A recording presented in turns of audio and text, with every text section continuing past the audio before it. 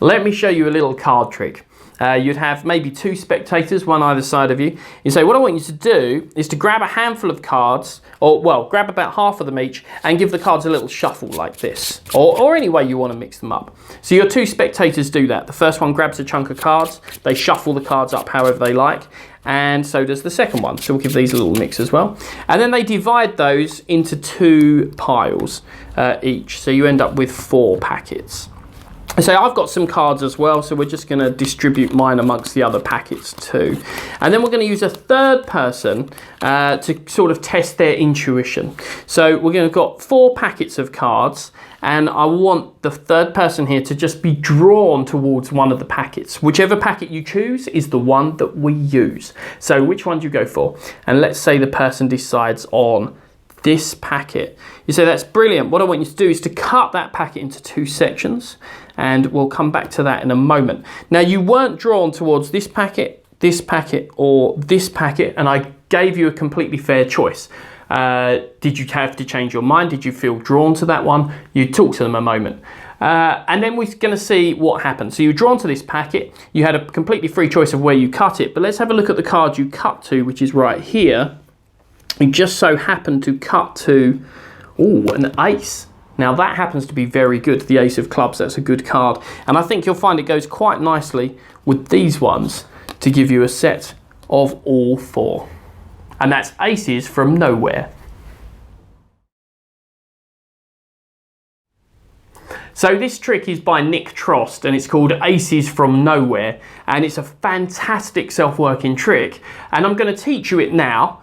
Teach you the exact handling and the sort of choreography, but we're also going to talk a little bit about the misdirection in it, because that is the thing that makes it really deceptive. And if you don't apply any misdirection, it's actually quite transparent a trick, but it's naturally built in. But I just thought it would take a bit of time to explain it to you so that you can use the principle in other tricks as well. Okay, so you start off with your deck of cards, and we've got the 4 aces on top of the pack. So how you get them there is totally up to you. If you are a bit of a card ninja, you can cull them as you take out the jokers, or you can just start with them in place. So they start off on top of the pack. You have 2 spectators either side, or you can work it with less, but ideally you'd have 2. And you say, what I want you to do, both of you, is to grab a chunk of cards. Well, actually grab half of them each, and then give them a shuffle. And you demonstrate the shuffle, and what you do is you just cut off a chunk of cards. Anything over 4 cards is fine. You need at least 4. And you apparently shuffle, but you're just going to run the top 4 cards singly to the bottom. So they're your 4 aces. And they just run onto the bottom, and you shuffle the rest casually on top. And you keep hold of those cards. So of course your spectators grab these cards, they shuffle them up as much as they like, and they divide them into 2 packets as you ask. So you've got 4 random packets on the table, and then you're holding the 4 aces and some random cards here. So this is the first part of the misdirection, and we're not talking about misdirection in a kind of who's that over there kind of crude way. We're talking about putting importance on actions that aren't important, and vice versa, to disguise the method from spectators. So the first thing that you need to do here is we're going to deal our cards down onto the packets. And we make that look casual. We say, oh, I've got some cards here, I'll mix them up with yours. But you pay no importance to it. So you're just dealing these out casually. And what that's going to do is deal the aces directly on top of all the packets that the spectators have shuffled. But by not paying any attention to it, that's going to become rewound in their memory. They're not going to remember that. Instead, they're going to remember the things that we put importance on.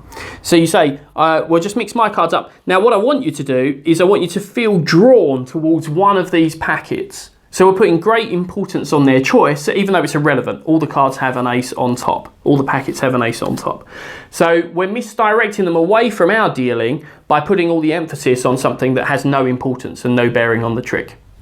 So which packet are you drawn to? Do you want to change your mind? No, no, no. They go for this packet, say, and they place it off to one side. You say, brilliant. What I want you to do is to cut that packet into 2 piles. And they do, so they cut it into 2 piles, and we're just going to do the cross-cut falls here. So when they cut, you keep an eye on the top section, and then you pick up the lower section and you put it on at an angle, like that.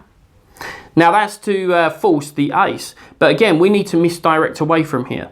So I move this packet off to one side, and I say, so you didn't go for any of these 3 packets, and you had a completely free choice, and you could have changed your mind. So again, what we've done is pulled attention away from the important bit, but put emphasis on the unimportant bit.